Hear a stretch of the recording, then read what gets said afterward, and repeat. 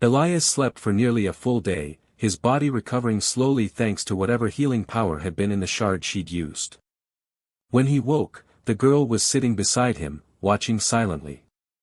She held a small bowl made of translucent stone, filled with a thick, glowing liquid. She offered it to him with both hands. He hesitated. "What is it?" She tilted her head, then took a small sip herself to show it was safe. After a moment, Elias took the bowl and drank. The liquid was sweet, a little earthy, and strangely filling. His stomach, which had been hollow for what felt like days, finally eased. "Thank you," he said again. She pointed at her chest and said, softly, "Nara." Elias blinked. "Nara?" She nodded. He placed a hand on his chest. "Elias." Her lips curved upward. "Elias," she repeated, her voice musical. They spent the next few days in the underground sanctuary. Elias found that, despite the strange surroundings, he began to feel safe. Nara was patient and kind. She communicated with gestures and slowly taught him a few words in her tongue. He returned the favor, teaching her basic English. He learned that her people had once lived in cities deep underground, vast networks powered by light and crystal. But something had happened. She didn't know all the words, but she showed him with pictures scratched in the dust, great metal creatures, skies torn with fire, her people running, then silence. He understood the rest. The Devourer, he whispered the name she had once spoken in a hushed, trembling tone. One evening, while he was exploring the shelves of the sanctuary, he came across a wall covered in ancient carvings. He wiped away some of the dust, revealing a mural. The images were clear, a black, many-legged machine walking across a burning field, bodies left in its wake. He stepped back, chilled. Nara joined him, her glow dimmer. "It's real," he said. "The thing that attacked us in orbit, it's the same. It came for your people too." She didn't respond but reached out and touched the mural, tracing the lines of the machine with her fingers. "I'm sorry," Elias said softly. She turned to him, eyes large and sad. He offered his hand. She looked at it, then took it. As the days passed, Elias recovered more strength. He repaired the filtration systems and reconnected the power conduits to the heating units. Slowly, the sanctuary brightened and warmed. Nara watched him work, sometimes helping by handing tools or pointing out hidden panels he hadn't noticed. "You're smart," he said one day, adjusting a fuse. She tilted her head. "Smart," he repeated, tapping his temple. "You understand quickly." Her cheeks shimmered slightly. "A blush?" "Smart," she echoed, smiling. At night, they sat together under the soft glow of ancient lamps. He told her about Earth, about oceans, cities, and the stars. She listened closely, sometimes sketching what he described into the dust with a stick. "Your world," she said once, pointing upward. He nodded. "Far away. Gone." His throat tightened. "Maybe," he admitted.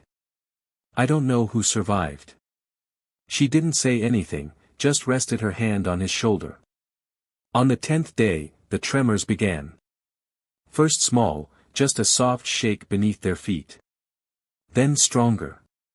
Louder. Elias woke in the middle of the night to dust falling from the ceiling. "Nara," he called.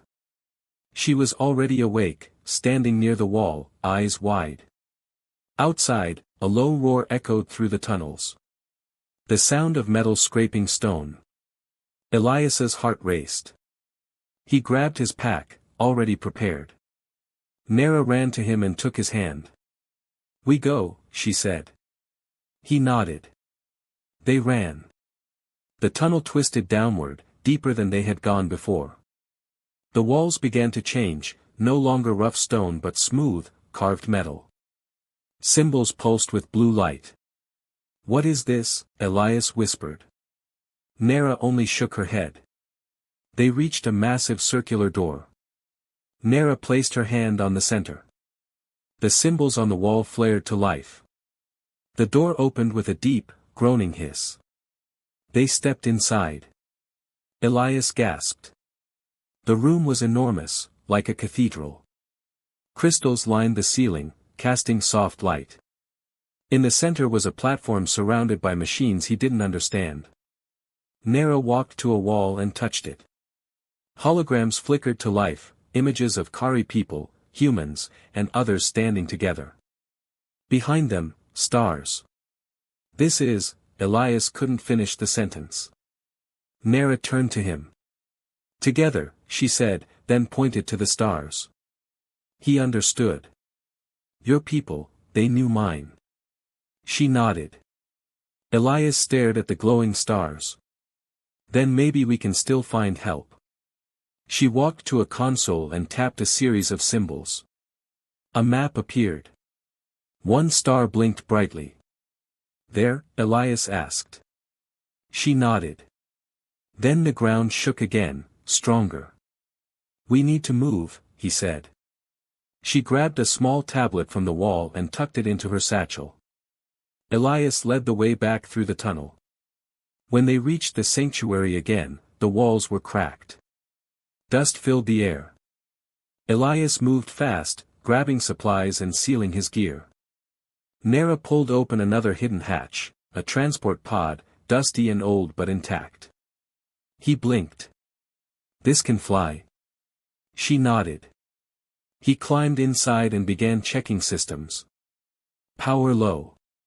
Guidance damaged. Atmosphere seal, barely holding. It'll have to do, he muttered. Nera handed him the glowing shard. He hesitated, then slotted it into the power core. The systems hummed to life. He looked at her. You sure about this? She looked up at the cracked ceiling. The roar outside grew louder. Go, she said. Elias activated the engines.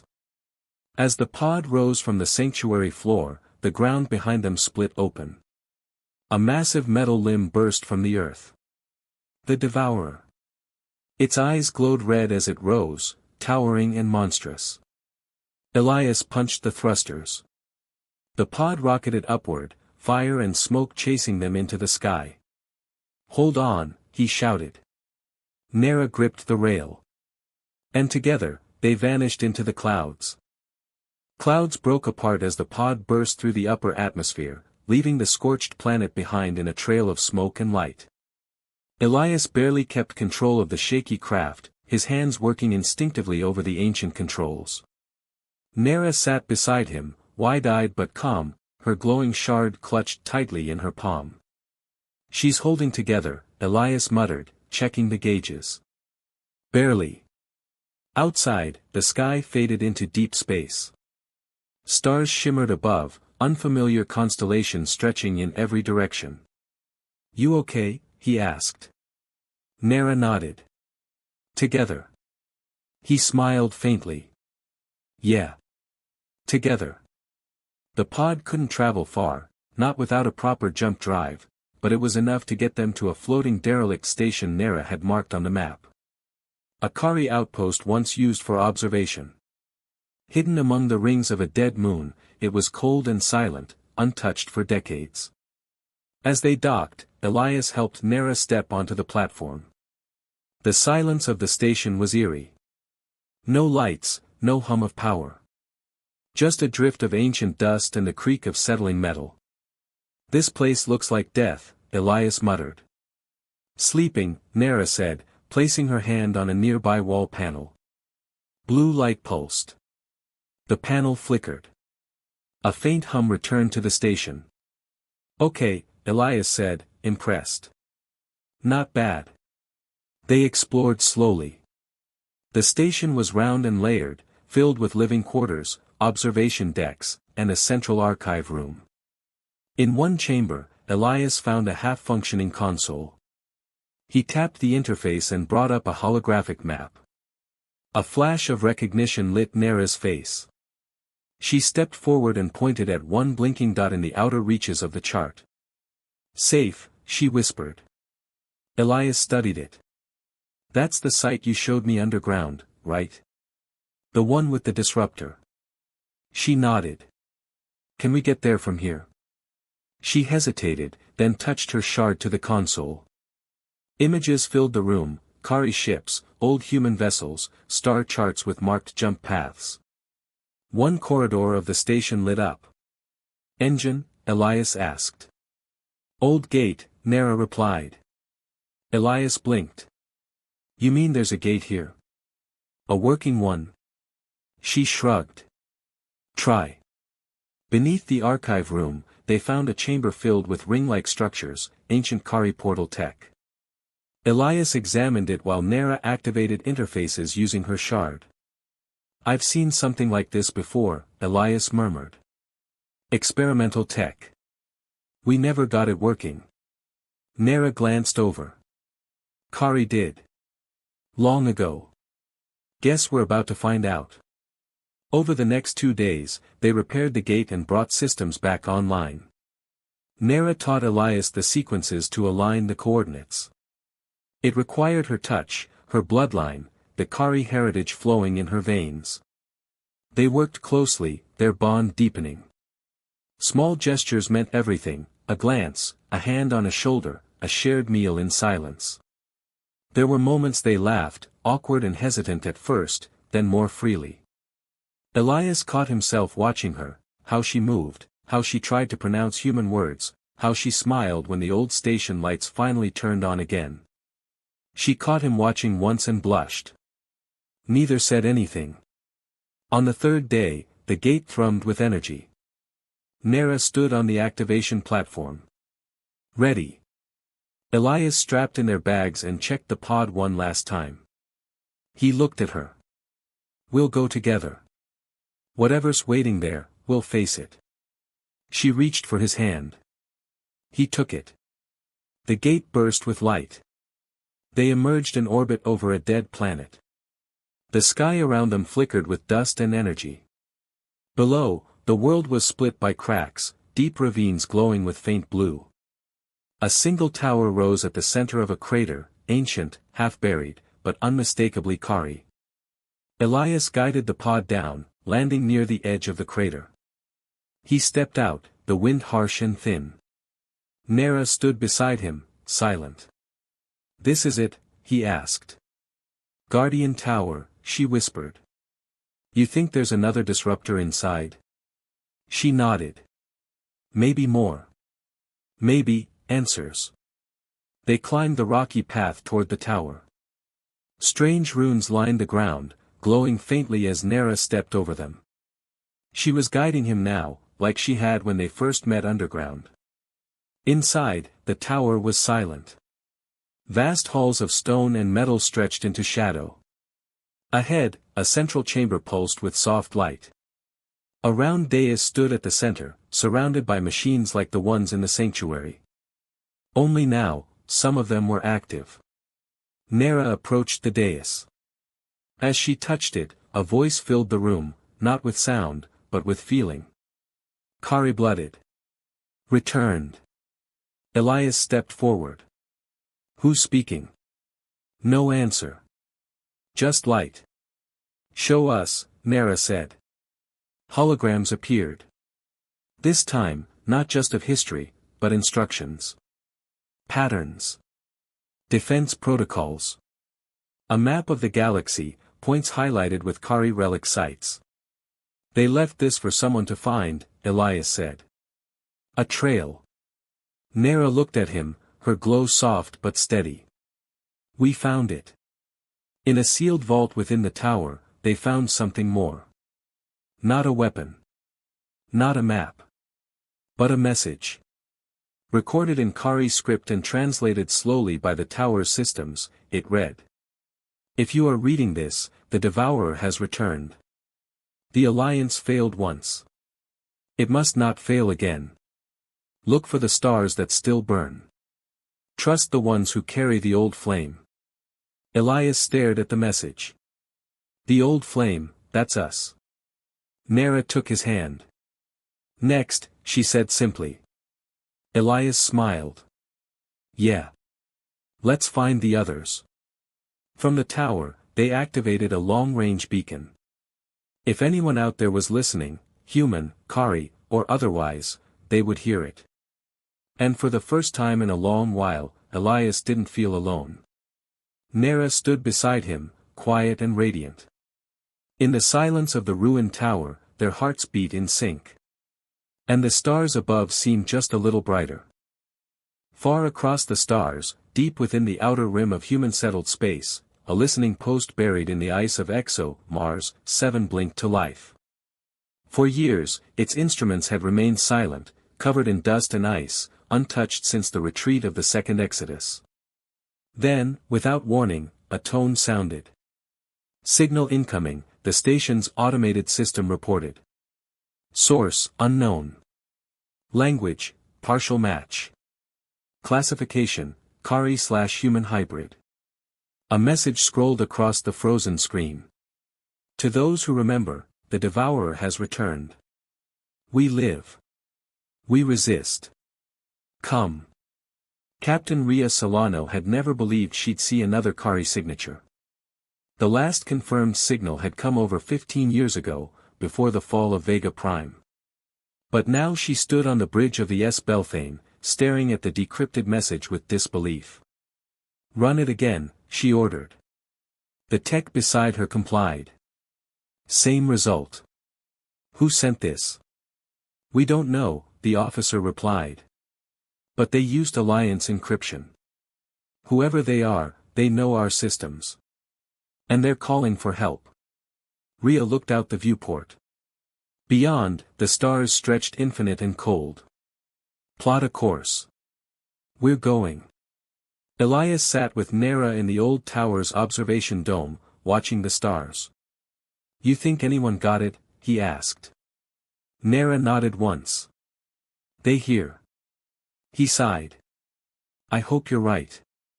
They come, she added, more certain this time. 3 days later, the sky changed.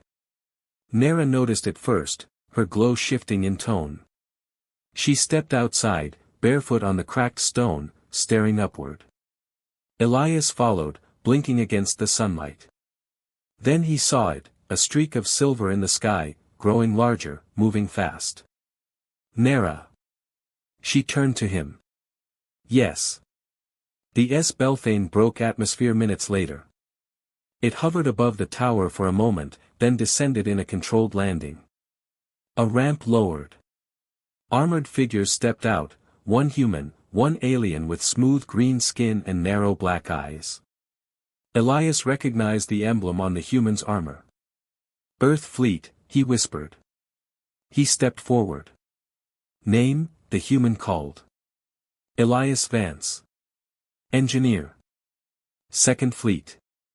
Crash survivor. Holy stars, the captain breathed. You're alive. The reunion was brief and intense. Captain Ria Solano took command quickly, directing her people to scan the tower and record everything they could. Lion, the alien historian from the Alliance, introduced himself to Nera with a bow. Your people were allies once, he said gently. We honor their memory. Nera looked at Elias. He nodded. She stepped forward and offered her hand. Inside the tower, Elias showed Ria the beacon, the map, and the recorded message. There are more sites like this, he said. Hidden, waiting. Ria nodded. We've heard whispers. Derelicts. Strange energy fields. We always thought they were dead. They're not, Elias said. They're waiting for us. For someone to finish what was started. Ria studied the map. This one, she pointed to a blinking star. We've picked up anomalies near there. It's not far. Then that's our next stop, Elias said. That night, Nera stood outside the tower, her eyes scanning the horizon. Elias joined her. You okay? She nodded. More stars. More people. He smiled. Yeah. We're not alone anymore. She looked at him. But you were first. He hesitated, heart thudding. I didn't know if I'd ever see another human again. But then I met you. Me. He stepped closer. You saved me, Nera. In more ways than I can explain. She reached up, fingers brushing his cheek. You saved me too. Elias leaned into her touch. For a moment, there was only silence and stars. Over the next week, the tower became a temporary base. Engineers restored power. Scouts explored nearby ruins. Lion and Nera worked together to decode deeper sections of the Kari archives. Elias stayed busy restoring communications and helping Rhea coordinate supply drops. But in the quiet hours, he always returned to Nera. They sat together, sharing food and stories. Each day, she learned more English. Her words were slow but clear. Each syllable felt precious. You teach, she said once, poking his chest gently. And you, he said, tapping her temple, teach me. She smiled, her glow warming. Then came the first alert. Incoming signature, one of the human officers reported. Not ours. Rhea turned. How many? One. Large. No weapons yet visible. The room tensed. Elias glanced at Nera. She was already moving. Devourer, he asked. She shook her head. Watcher. The ship arrived silently. Massive, smooth, shaped like a teardrop of obsidian. No visible weapons. No transmissions. Just presence. Lion's face darkened. The Silent Council. You know them? Rhea asked. We've seen their ruins. Never their vessels. Nera's glow dimmed. Not safe, she whispered. Rhea stared at the ship. Do they attack? No, Nera said. They watch. Judge. Elias looked up at the looming craft. Then let's give them something to see. More ships arrived in the following days. Not just watchers. Kari vessels, awakened from deep space. Human survivors, following the signal. Aliens from the fringe, old allies long thought lost. The tower became a beacon again. A new alliance was forming. In the quiet of the tower's central dome, Elias and Nera stood side by side. They came, he said. Because we called, she replied. No, he said. Because you did. She looked at him, expression soft. He stepped closer. Nera, if this is the start of something, if we're building a future. She cut him off gently, placing a hand over his heart. We build together. Elias swallowed. Yeah. Together. He bent slightly, hesitating just a heartbeat. Then kissed her. Her glow flared bright. When they parted, she was smiling. And above them, the stars sang. The tower was no longer a ruin. What had once been a forgotten place of stone and dust now echoed with the footsteps of engineers, soldiers, translators, and scientists. Cables snaked through old hallways. Portable lights illuminated carvings long hidden in the dark. The voices of humans, Kari, and other alien allies mixed together like threads weaving a new future. Elias walked through the halls beside Nera, watching it all unfold. She moved differently now, with purpose. Not just a survivor, but a guide. The last of her people, yet the first of something more. You okay? He asked as they entered the core chamber. She nodded. Strong. He smiled. She looked up at him, eyes luminous. Because you stay. In the days following the arrival of the Silent Council ship, tension simmered just beneath the surface. The vessel never landed. It remained in orbit, a massive presence whose intentions were unreadable. It transmitted no messages, emitted no signals. They're watching, Rhea said during a meeting in the tower's command chamber. But we don't know why. Lion stood by the old beacon map. They were once keepers of balance. Historians. Observers. But after the devourer turned, they disappeared. Some say they helped build it. Great, Elias muttered. So we have judgmental ghost lords hanging over our heads. They won't interfere, Nera said softly. Not yet. Then we stay ahead of them, Rhea replied. We move to the next site. Preparations began quickly. One of the marked coordinates from the Kari star map was near a gas giant, hidden within a planetary storm. Scouts reported a hollow structure orbiting the planet, possibly another Kari vault. I'm taking a small team, Rhea said. Elias, Nera, Lion, you're with me. Elias nodded. We're ready. Nera simply said, go. The journey to the storm world took 2 days aboard the Belthane.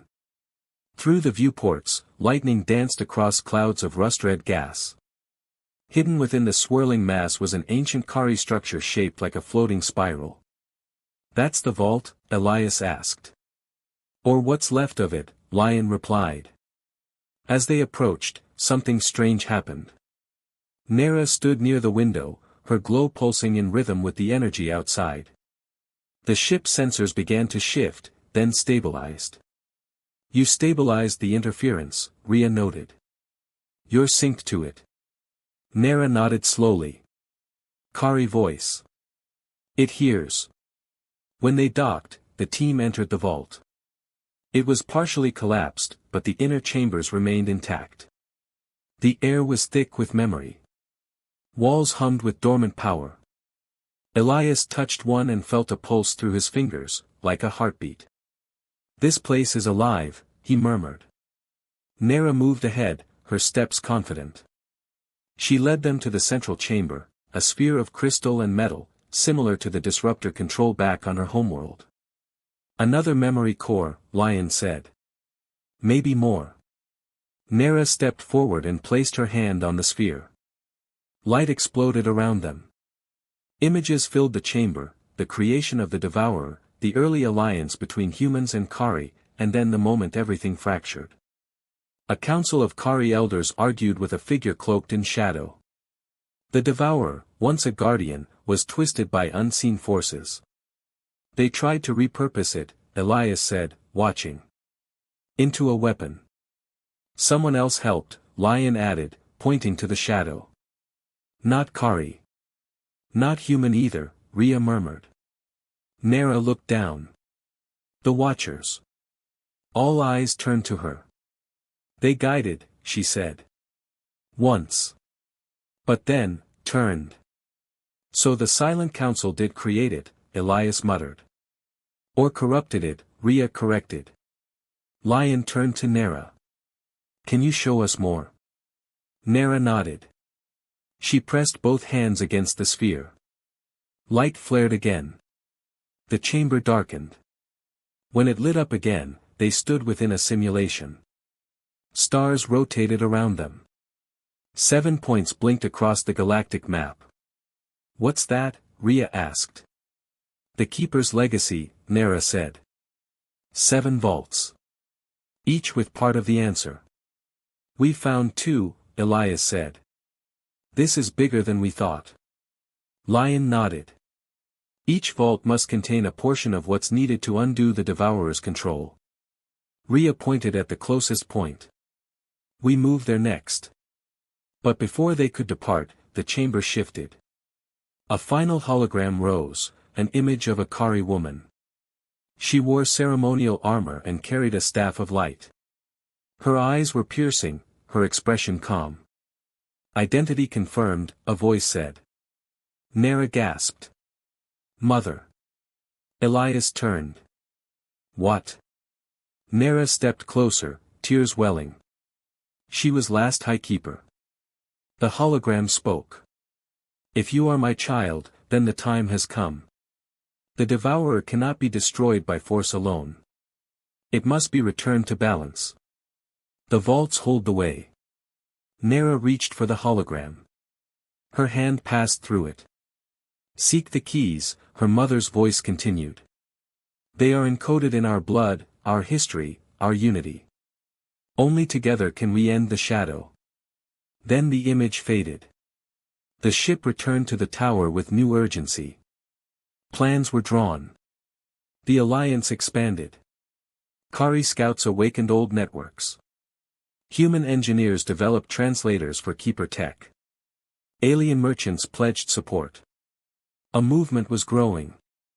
That night, Elias and Nera stood at the tower's edge. The sky shimmered with lights from orbiting vessels. "You were brave today," he said. She shook her head. "Just true." "Same thing," he said with a soft smile. She leaned against him. "Mother still lives in memory. That is enough." He wrapped an arm around her. "You carry her strength." "We carry," she said, touching his hand. He nodded. Together. Above them, the silent council ship remained still. But deep within its hull, something stirred. Lights flickered across the galactic map in the tower's central chamber.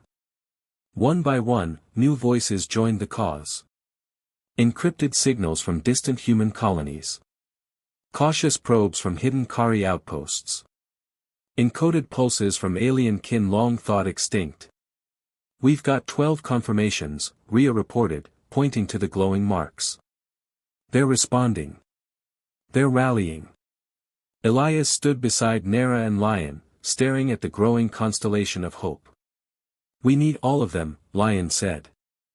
"If the Devourer is coming again, we must be ready." Nera touched the sphere at the center of the room. It pulsed warmly beneath her fingers. "They feel it," she whispered. "It stirs." Preparations accelerated. Ships arrived daily, carrying supplies, people, relics, and stories. Human engineers set up fabrication units to replicate Keeper Tech. Kari elders, long in hiding, emerged to teach the lost arts of crystal harmonics. The Fringe Worlders brought weaponized memory systems, organic AI bonded to living hosts. The tower, once a tomb, became the heart of a movement. Elias, once just a broken pilot, now coordinated the technical teams. Nera became the spiritual leader, walking between rooms, touching symbols, awakening knowledge buried in stone and soul. "She's not just a survivor," Rhea told Lion quietly. "She's becoming the first of the next." Lion nodded. "And Elias, he anchors her. Like the human part of her heart." Then came the scream. Not sound, but pressure. Every sensor lit up. Every crystal dimmed. "Incoming," Rhea said. Massive energy spike. Elias ran to the tower edge. The silent council ship, so still for so long, was glowing. From it, a beam of light lanced into the stars. "What is it doing?" he asked. "Sending a signal," Lion said. "A judgment." Nera staggered. Elias caught her. "Nera." Her eyes were wide. "They wake it. They call it." "Who?" "The Devourer." Space cracked above them. The stars bent. Light twisted. And from the breach came darkness. A titanic shape, half machine, half nightmare, crawled from the void. Its body was layered in dead ships. Its limbs were weapons. Its core pulsed red. "That's not just the Devourer," Rhea said. "That's all of them." "It's a hive," Lion whispered. "A gestalt. It has consumed the others." "How do we stop it?" Elias asked. "We finish the path," Nera said. "Unlock the final vault." The alliance moved fast. Ships broke orbit. Fighters swarmed. Defensive grids flared to life. But the Devourer was massive. Its first volley shattered 2 vessels. Its shadow dimmed stars. Elias and Nera boarded the S. Belthane with Rhea and Lion. "Take us to the last vault," Rhea ordered. "Now." The final vault lay on a broken moon, shattered long ago and left adrift. They landed amid jagged cliffs and crystalline ruins. Everything hummed. Nera stepped forward, leading them through the ruins. Her glow grew brighter with each step. "You okay?" Elias asked. "It remembers me," she said. At the center was a spire shaped like a double helix. At its peak, a crystal orb pulsed. "That's it," Lion whispered. "The convergence core." Nera placed her hand on it. Light erupted. The vault responded. Not just with power, but with presence. Echoes of the past filled the air. Voices, memories, lives. And in the center of it all stood Nera. "She's merging," Rhea said. "With what?" "The legacy," Lion answered. "She's becoming the last key." Elias stepped forward. "Nera. Can you hear me?" Her voice filled the chamber. "Yes. I carry all of them now. Their hopes. Their fears. Their love. Can you stop it?" "I can reach it." "Then do it. We're with you." They returned to the tower. The Devourer hovered above, feeding on the energy grid. Nera climbed the beacon steps, her body glowing with layered light. "Link the cores," she said. Elias worked quickly, connecting vault signals across the galaxy. They formed a net of energy, binding worlds with purpose. Nera raised her hand. A final beam launched into the sky. It struck the Devourer. The machine screamed. Not in pain, but confusion. Nera spoke. Not with words, but with light. Memories. Unity. Understanding. Her voice filled its fractured mind. "You were made to guard. Not destroy. You were twisted. Let me show you the truth." Across the battlefield, the Devourer froze. Then slowly, it folded in on itself. Ships detached. Limbs curled. And its red light faded to silver. Hours later, quiet returned. The machine lay still in orbit, dormant. The Alliance rejoiced. On the tower, Elias found Nera sitting in the grass, exhausted. "You did it," he said. She looked up at him, smiling weakly. "We did." He knelt. "What now?" "We build." He took her hand. "With you. Always." Months passed. The Devourer was dismantled, its parts studied and transformed. The 7 vaults became academies. New ships bore both human and Kari symbols. Elias and Nera helped lead the new age. But in the quiet of evening, they still returned to the tower. To the place where it all began. Where survival became love. And memory became future. Final line. From the ashes of ruin, the stars were reborn, not through conquest, but connection.